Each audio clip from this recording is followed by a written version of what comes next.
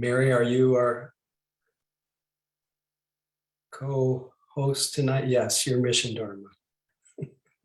Thank you, Mary.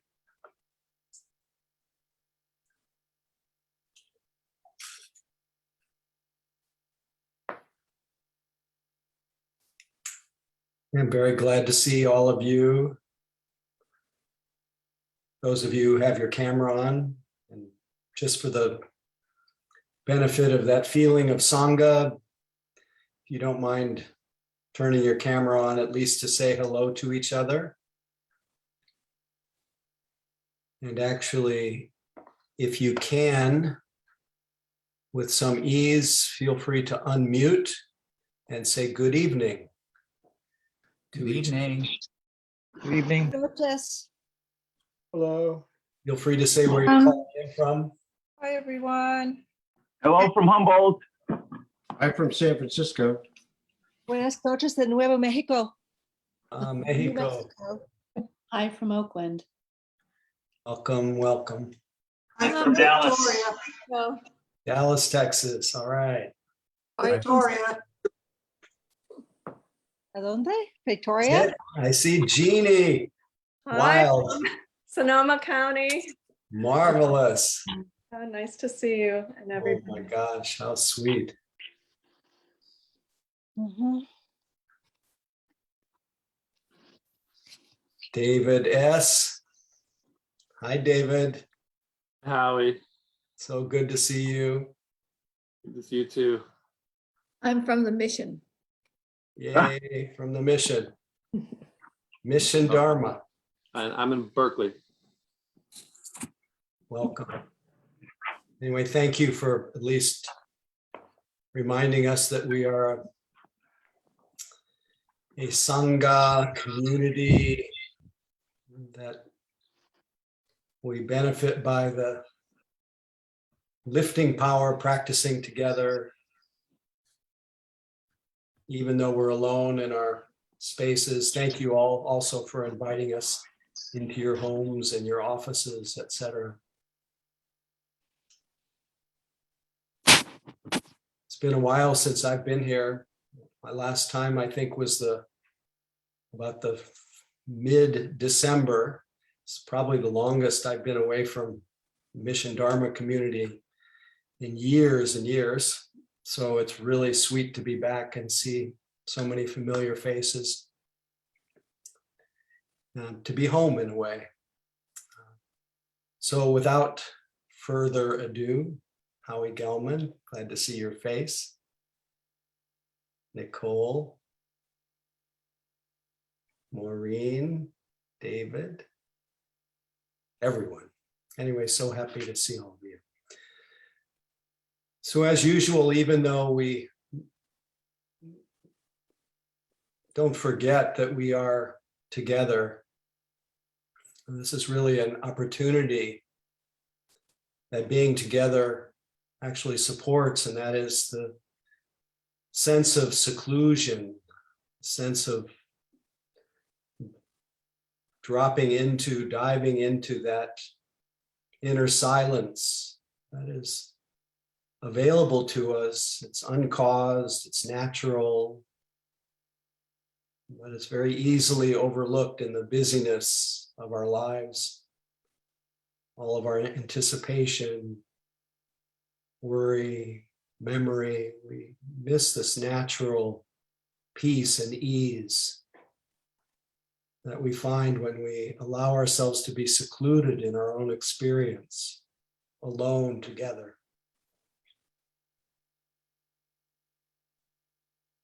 So whatever you have been through leading up to this evening, just know that it's past. It is of the past. It's a memory right now.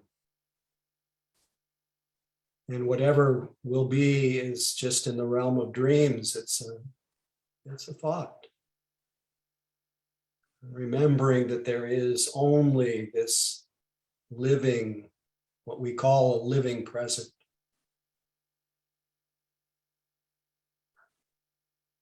And we know this because we are aware. So we always begin with that, what Suzuki Roshi calls the ultimate fact that we are aware here. And then we recognize that we are able to be aware because of our body and its senses.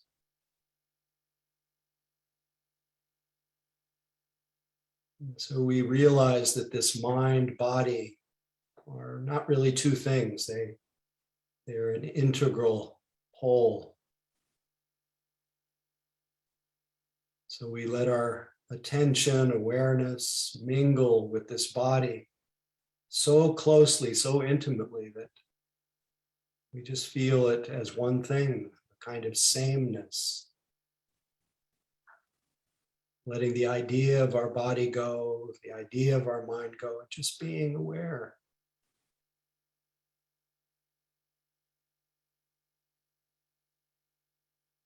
We'll be drawn to the points of sensation. A little tingling, flickering like stars in the sky. Already we've moved beyond the concept of body, limbs, just feeling sensation. The sameness of sensation and awareness.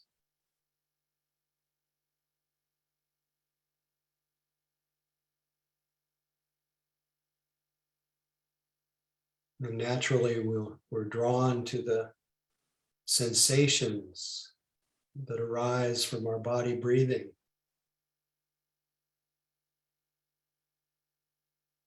Just noticing that expanding feeling and contracting feeling, the brushing feeling as the air passes the nostrils, our upper lip. However, these sensations are felt intimately, wherever they're most clear. We connect with them and we sustain that connection.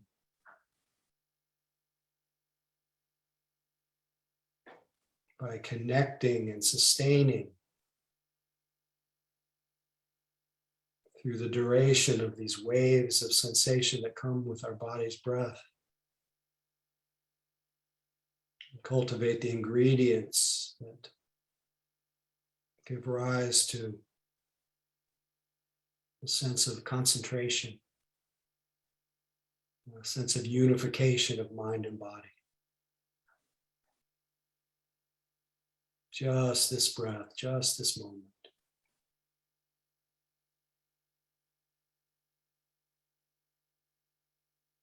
If you perhaps have a conflicted relationship with the body's breath, simply feel the whole sitting body with its sensations.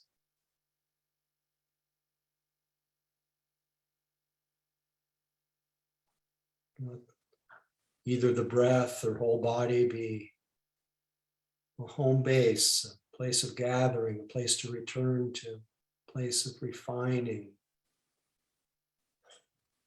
harmonizing mind and body to one taste. Just this moment, just this breath.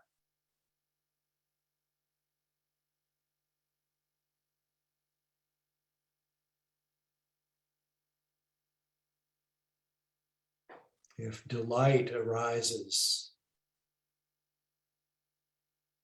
in settling into this experience of seclusion, enjoy it. And enjoy the body's experience of its own breathing.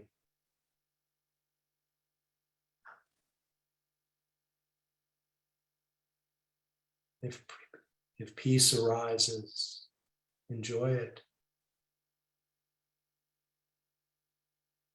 Let it spread out.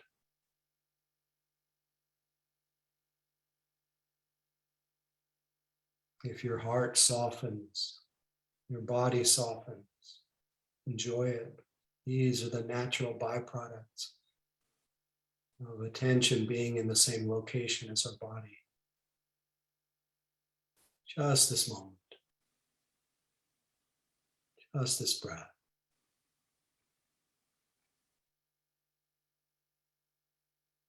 If thoughts come, enjoy noticing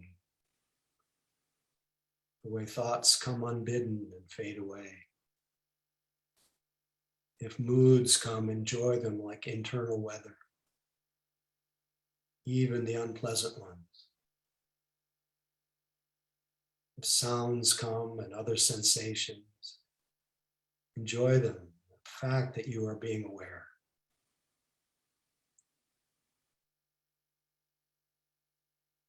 Whatever you're experiencing is the right experience.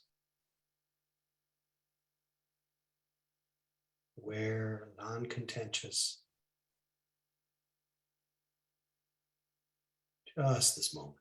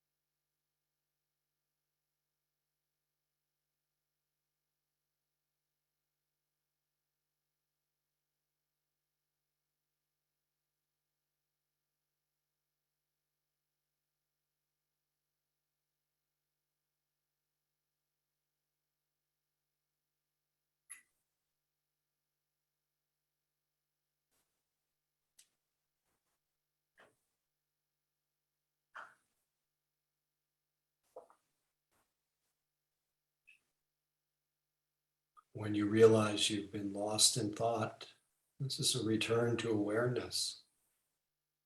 Time to appreciate that sense of being able to see clearly again, less absorbed.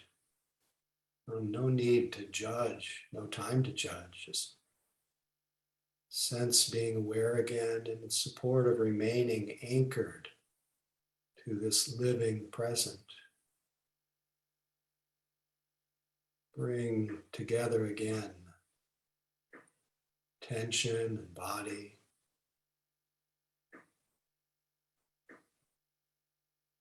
Just feeling that sense of aware presence, embodied, aware. Sinking into the experience of the body breathing, sticking to it and spreading out all around it. Not missing any part of the in-breath and the out-breath. And same feeling the sitting body very intimately, just this moment.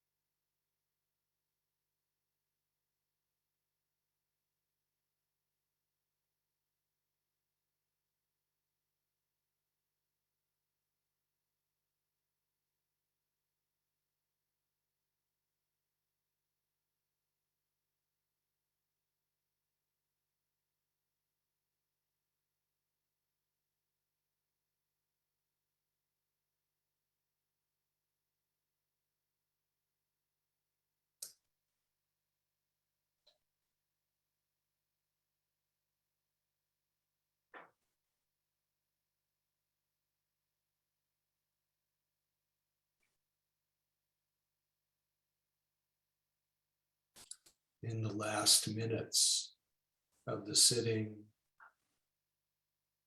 Stop meditating. Just be mindful, just be aware.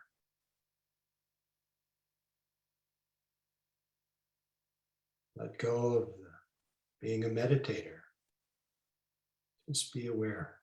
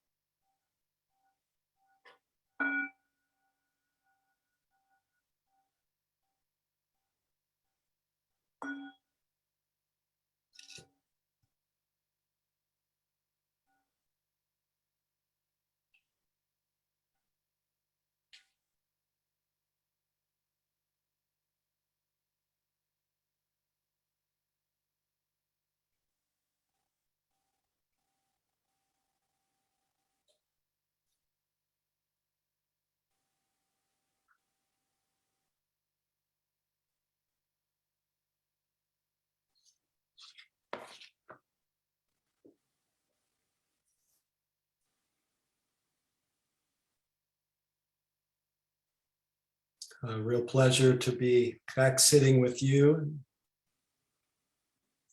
And this sitting period, something I'm never sorry I did. I don't know about you, but it's one of those things. Always happy to have my mind in the same location of my body and orienting myself to real time.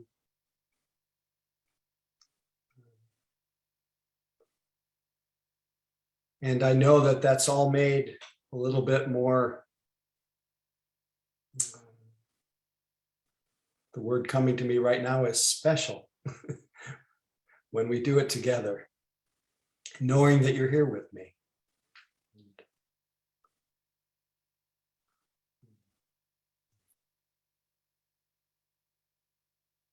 I think maybe I'll just kind of launch into some stray thoughts, then we'll maybe take a short break, and then I'll keep going till the end of our time. But during the sitting tonight, I'm not sure if this happened to you or not, but once my mind settled into my body a little bit, and I stepped out of my usual preoccupations,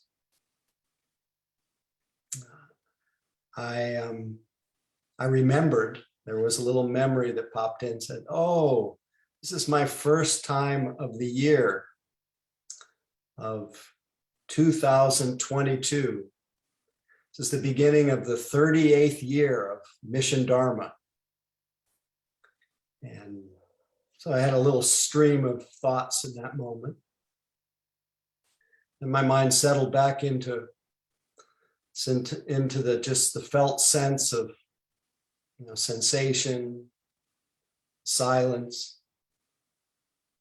And I had this reflection that I could not find any 2022. I couldn't find any year that had passed or any year that was coming. There was just sensation, just quiet. And I felt the joy arise from that feeling of stepping out of time, out of that sense of myself as somebody which is really all part of the story of myself. It's moving, that I've come from the past and I'm passing through here. And I'm on my way to the next year, which is a story of going, a story of becoming, a story of having been.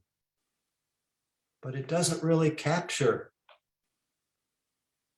the experience of just being aware, just being human being.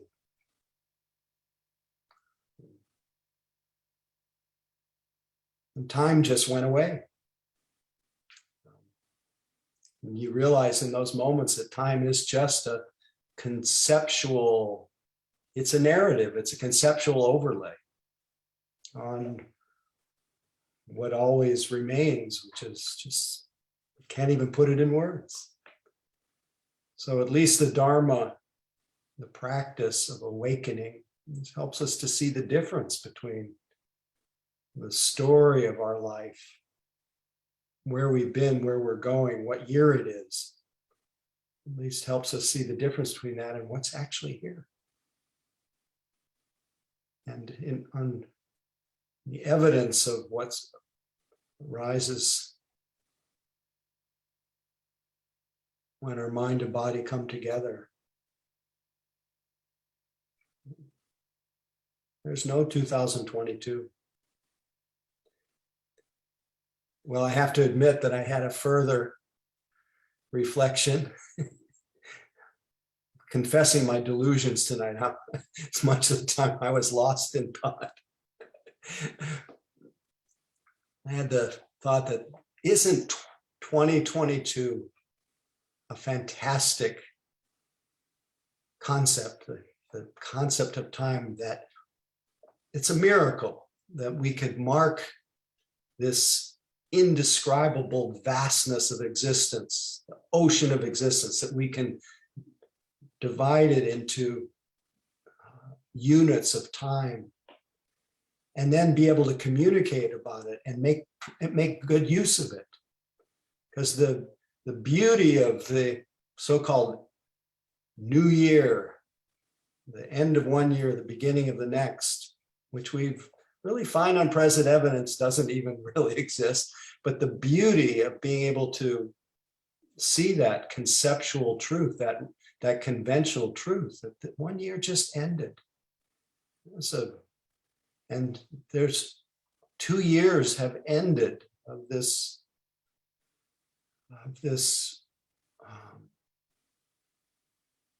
unbelievable change in our existence. Remember, the immediate existence never changes. That deepest realization of ourselves. But in our mind and in our capacity to think about where we've been and where we're going, things have been really intense for the last few years.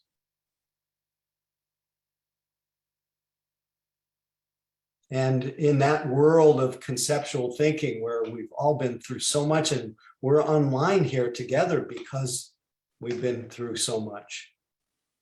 We don't have the option even to be meeting together in person.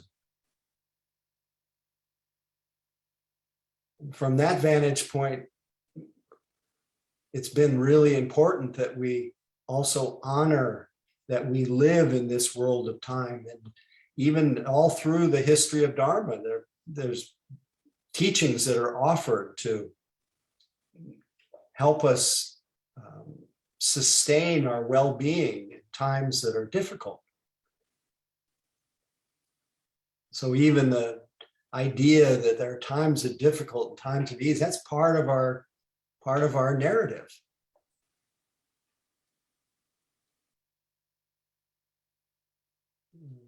But that's where we live a lot of the time. And I was thinking of one of the teachings that has really helped me through the years. And it's really all about that domain of time and what we go through. It's the teaching from, it was a simple line from Kalu Rinpoche, who I had the good fortune of meeting in the late 80s in San Francisco. He gave a public talk, and I remember I just spoke about him the other night to a group, and I just remember being so spellbound by his timelessness, his luminosity. But he talked about, even though you could tell he was living outside of time, he was also something about him completely heartful and accessible. And he said what's really needed for practice in this life is what he called a long enduring mind. And we've really had to have a long enduring mind.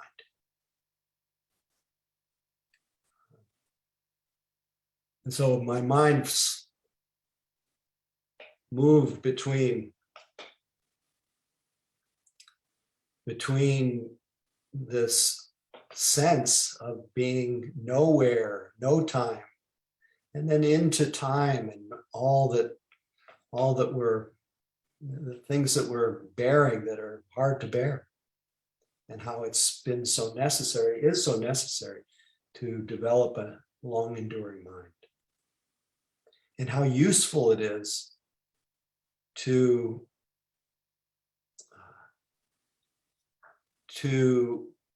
take advantage of the concept of time and end and new, to reflect on how much endurance we've had, to reflect on where we've been, and to reflect on where we would like to go.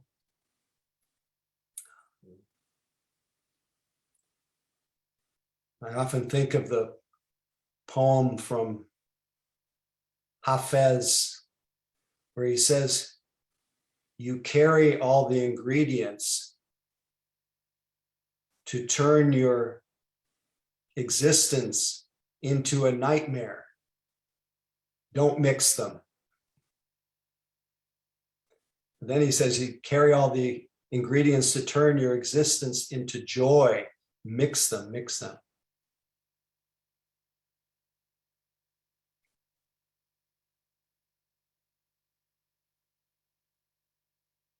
And given that we're much more practiced at that domain where we are having to have endurance and a long enduring mind, and dealing with anticipation, dealing with worries, dealing with frustrations and loss. Just in the course of today, I had someone who lost their father. I had someone who's in the hospital. I had someone whose relationship blew, just so many things that are hard to be with. And knowing that our proclivity, our tendency is to attach ourselves, become bound up in, become really contracted, and more, in some ways, more attached to, very innocently attached to the difficulties. It's I think in neuroscience that it's been documented that our brain has a negativity bias, that it inclines toward like Velcro with things that are hard to be with, and Teflon for the beautiful states.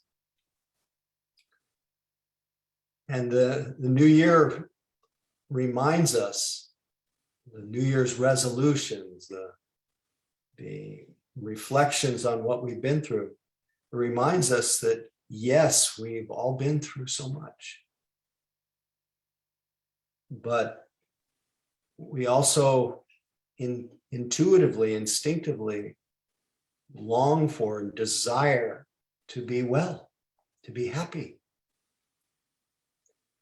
But because our negativity bias, we tend to just get bound up, fixated, really caught up, actually conditioned very strongly our what we might call negative reactions.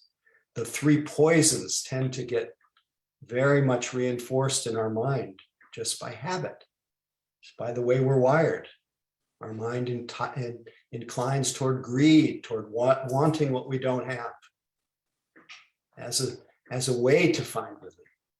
Our mind inclines toward aversion, anger, outrage, disgust, blame, and it gets fixated on those things. And even though we want to be happy, we become quite conditioned to attach ourselves, to reinforce the greed and hatred in the mind. And then all of that feeds into delusion in the mind, that the tendency, in the deepest sense of delusion, the tendency to make it all about me, to personalize the hurts, to personalize the experience, the things that are wrong in the world, to personalize everything, make it all about me. The neighbor, it's about me. The friend, it's about me. Family, it's about me. I always remember someone saying, the issue isn't the neighbor. It's the aversion in the mind that gets reinforced again and again. It's not your neighbor.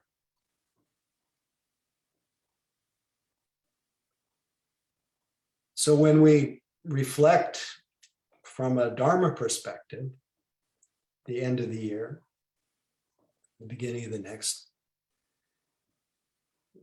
we have the great good fortune of having some teachings. Sorry, my eyes are closing a lot tonight. I remember that when the pandemic first started, I think I gave my first 2 or 3 evening talks with my eyes closed because I just didn't know how to look at the screen and remember the Dharma. But occasionally that just happens naturally. I'm just pulled into into what's kind of emerging and internally. But anyway, we have the beauty of having teachings that remind us that we carry all the ingredients to turn our existence into joy. And that to go not, to go against the stream of the world isn't just to live a simple life, a life of non-greed, of non-hatred, non-ignorance. It's actually much more rich and has much more potential moment to moment to cultivate the causes of joy.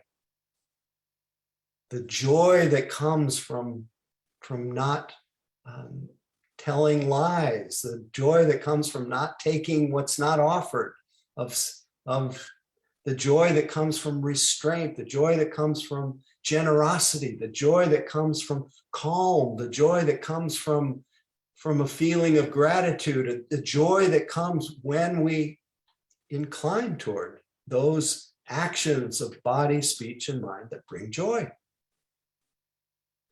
And that it's something that we can cultivate in our lives.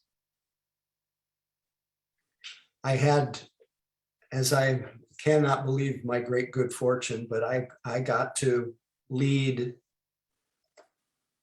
it was my 5th in-person retreat since September, even in the middle of all this. And being with a group of people this time it was over the course of 5 days at Spirit Rock. But being with people over the course of 5 days, you feel the effect that this group was. Some of you may be here from that retreat, but this group was one of the more serious groups that I've been with. And you could tell they were in shock. The cumulative shock of being in a state of fight, flight, freeze, uncertainty, loss, just everything that had occurred. You could just feel it. And if your only source of connection with the world is media, there's just so many things that are hard to bear that we witness every day through that medium. And it's very easy to forget the beauty of our senses being open. So slowly, the dust began to settle, the dust of memory just faded away, and the clarity started to come. And the softness, the sweetness in the heart started to come. And just inclining the heart toward being present, inclining the heart toward goodwill, inclining our actions toward non-harming, there was just a palpable sense of lightness that began to emerge. And on the last night, I read the Hafez poem, which I've read so many times, probably here as well. It's called Cast All Your Votes for Dancing. He says, the voice of depression may still call to you. The actions that can ruin your life still send their invitations, but you're with the friend now. You're awake. You're aware. And you can stay that way and even bloom. Keep squeezing drops of the sun from your prayers, from your music, from the beautiful laughter of your companions, and the simple movements of your own holy body. And you could see that we look so much brighter. We can brighten. And it's really about whatever we frequently dwell upon. There was a famous sutta from the Buddha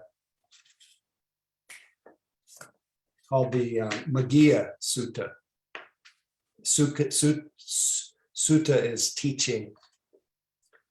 But in the Maggiya Sutta,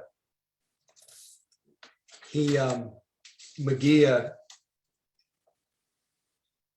said, he'd had just a really terrible, he'd done a lot of practice, he had a terrible time. His mind was still bothering him. And he just had some difficulty really getting it. And so the Buddha gave him basically 5 things that he could do to cultivate the wholesome, to be happy. And the first one, which is, I think, the one that we're fulfilling by being together tonight, and what one is always encouraged to have in one's life, is to cultivate wise, wholesome, loving friends. There is a sutta called the Upada Sutta, which you've probably heard a small portion of if you've heard any talk about having wholesome friends or having sangha, where the Buddha's chief attendant and cousin Ananda said to the Buddha in a conversation, and now I know it was among a lot of monks, a lot of monastics. He said, "Isn't it true, Lord Buddha, that half of the awakened life, or half of the holy life, is having good friends, having noble friends?" And the Buddha said, "Not true, Ananda. It's not half the holy life, it's the whole of the holy life." Well, someone from this Sangha sent me a more elaborated copy of the Upada Sutta. And I just thought that I would read it to you, and this just reinforces the idea of how valuable it is, how joy-inducing it is to keep good company, how onward leading it is to the awakening and the realization of the following of the Eightfold Path. Not so, Ananda, not so. This is the entire holy life. Ananda, that is good friendship, good companionship, good comradeship. When a bhikkhu, a monastic, has a good friend, a good companion, a good comrade, it is to be expected that they will develop and cultivate the awakening on the path. And how, Ananda, does a bhikkhu who has a friend, a companion, a comrade develop and cultivate the Noble Eightfold Path? A bhikkhu develops the right view, right intention, right speech, right action, right livelihood, right effort, right mindfulness, right concentration. And each of these, which is based upon seclusion, talked about seclusion tonight, which is based upon seclusion, dispassion, and cessation, maturing and release. Our practice matures when we are reinforced, when we are mirrored by keeping good company. By the following method too, Ananda, it may be understood how the entire holy life is good friendship, good companionship, good comradeship. By relying upon the Buddha as a good friend, Ananda, being subject to birth, are freed from birth, being subject to aging, are freed from aging, being subject to death, are freed from death, being subject to sorrow, lamentation, pain, displeasure, and despair, are freed from sorrow, lamentation, pain, displeasure, and despair. By this method, Ananda, it may be understood how the entire holy life is good friendship, good companionship, good comradeship. So in the Maggiya Sutta, the first thing that he told Maggiya is keep good company. The second one was to practice restraint in habits that can ruin your life, in your conduct, which means avoiding those actions that are dangerous for your heart, and dangerous for others, that bring suffering. To practice restraint. This is not meant to be punitive. It's meant to listen to what actions bring joy and what actions bring suffering in your life. Of course, that points to the training guidelines that hopefully remember every single day to not cause any harm, not harm any living being, physical harm to any living being, not to ever take what is not offered, to steal, to respect others' property, to practice the sense of sufficiency, sense of contentment with what we have, to not cause harm with our bodies, with our sexuality, being respectful of people's their people's desire to have safety in their bodies, to have their safety in their just in their field of experience, where we're totally respectful of the desire for others to feel safe, and that we don't cause any harm with our sexuality, that we don't cause harm to ourselves through excessive use of intoxicants that that cloud our perception and lead to heedlessness. We have a 18-year-old daughter who talks about her, all the friends that she's around now, who they're all experimenting, and hopefully experimenting with drugs and alcohol, and but how easily, what a slippery slope that is, how one moment of the mistaken faith that one puts in the pleasure of intoxicants leads to that wheel of desire. And so the restraining of this, the sensitivity to the impact of our actions of body and speech and our mind, really important. So honorable friends, restrained conduct, not feeding both the internal narrative and the external narrative about me, about mine. The way the Buddha spoke to Maggia was, he said, limit the, he said, practice effacing speech, not promoting ego, pride, inflated self-view. Effacing speech relaxes the mind, conduces toward dispassion, peace, unbinding, awakening. So I think this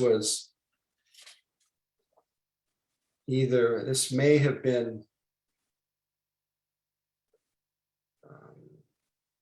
Eckhart Tolle says, whatever behavior the ego manifests, the hidden motivating force is always the same.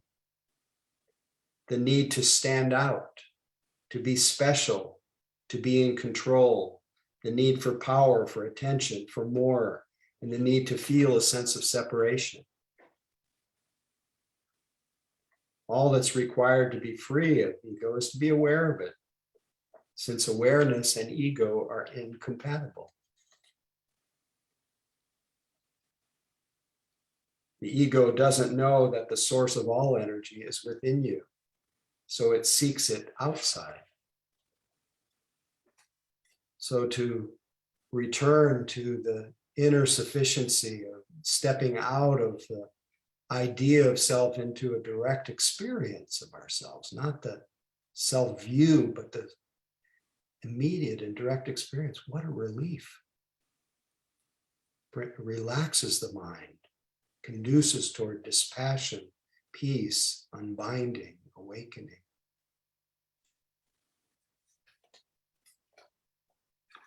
Nisargadatta Maharaj said, you must deal with the I sense if you want to be free.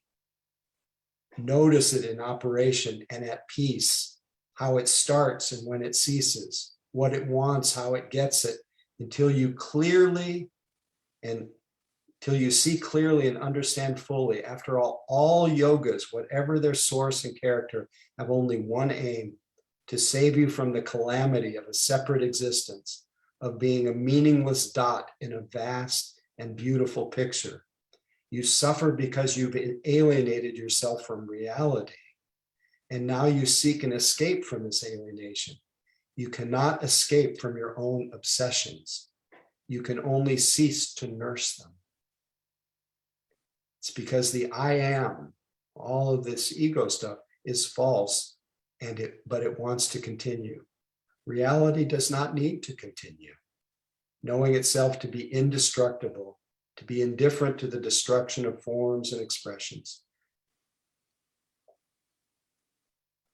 To strengthen and stabilize this I am so-and-so, we do all sorts of things, all in vain, for the I am is being rebuilt from moment to moment. It is unceasing work, and the only radical solution is to let this separative sense dissolve once and for all. I think the Buddha, though, in this case, was just saying, just speak in a way that's not self-inflated. Speak gently, kindly. And that leads to the next one, is cultivating the energy, the cause of joy, the energy and effort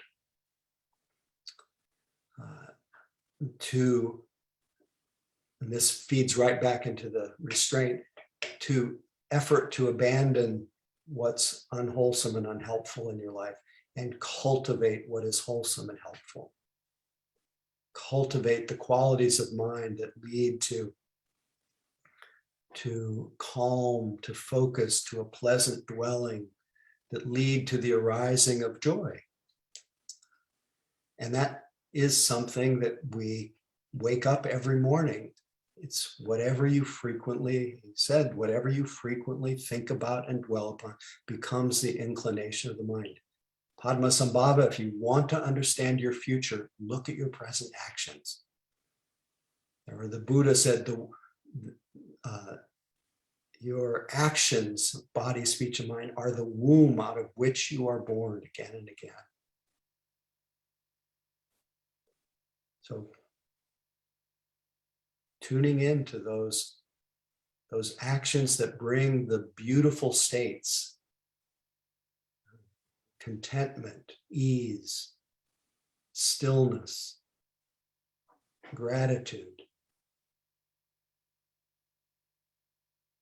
Of course, at the heart of all of that is the beautiful state of aware presence.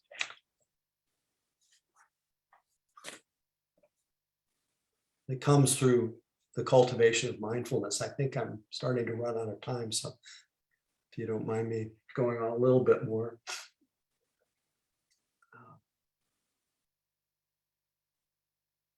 I love this admonishment to practice mindfulness from the wonderful Tibetan master named Nosho Ken Rinpoche, where he says, homage to the divinity within, the sovereign within, mindfulness. When seeing me, be mindful. I'm the mirror of mindfulness. I mirror your careful attention. Look clearly and see into the essence of mind, here and now. Mindfulness is the root of Dharma. Mindfulness is the body of practice. Mindfulness is the fortress of the mind. Mindfulness is the friend of spontaneously aware wisdom. Mindfulness is the support of all the practices. Lack of mindfulness will allow the negative forces to overcome you. Without mindfulness, you will be swept away by laziness. Lack of mindfulness is the creator of evil deeds. Lack of mindfulness can accomplish nothing. Lack of mindfulness is a pile of dung. Without mindfulness, you sleep in an ocean of urine. Without mindfulness, you are a heartless corpse. Friends, please be mindful. Please be mindful.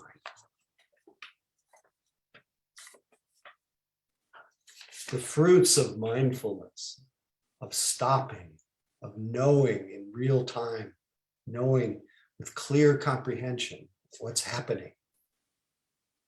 Coming out of the tangle of this headlong state, chronic state, heavy state of becoming, of waiting, of hoping, expecting, of worrying, coming out of that and feeling the lightness that comes when we wake up to who we are, wake up to where we are. It's expressed so beautifully by the nun Dhammadina. For so long, I thought only of the river's end. Then one morning, I set my paddle down to watch the sunrise over the eastern hills, only to find myself floating somehow gently upstream. I promise it was not what I expected.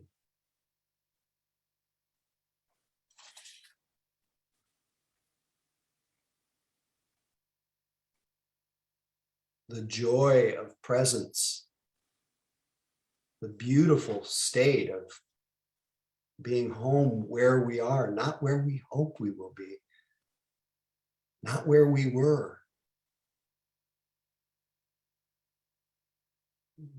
but where we are timelessly.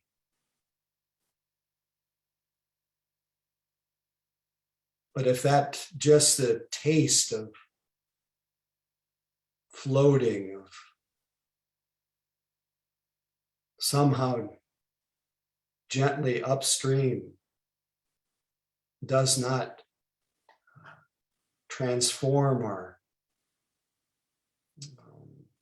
consciousness, does not break the momentum of becoming, of associating our well-being with what happens next. If that doesn't break it, then it's important that we fulfill the fifth recommendation from the Buddha to Maggia. Besides keeping honorable friends, restraint of our conduct, of effacing speech, energy and effort to cultivate the wholesome, abandon the unwholesome. The fifth one is develop the wisdom, realize the Four Noble Truths through the careful moment-to-moment recognition, through the cultivation of the power of mind to see for yourself that whatever arises fades away. Whatever arises and fades away cannot be clung to, and clinging to it brings stress. Whatever arises and passes away cannot be said to be myself. It is selfless. It is not, there is nothing in this world of change that is ownable, that is me, that is mine. And to realize this truth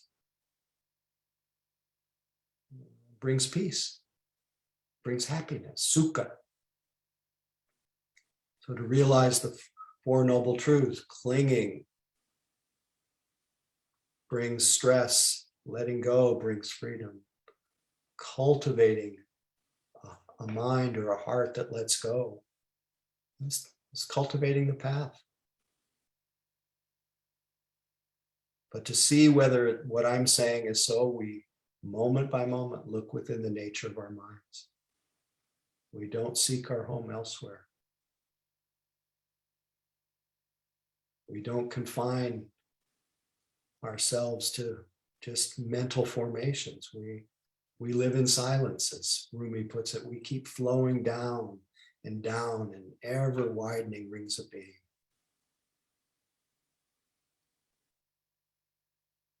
So may we all cultivate the wholesome, maintain it, abandon the unwholesome. May we all awaken to the beautiful states that are available to us, even in the midst of this long enduring years of COVID and other matters, and moment by moment, learn to step out of time. Having said that, Happy New Year. Nice to be with you.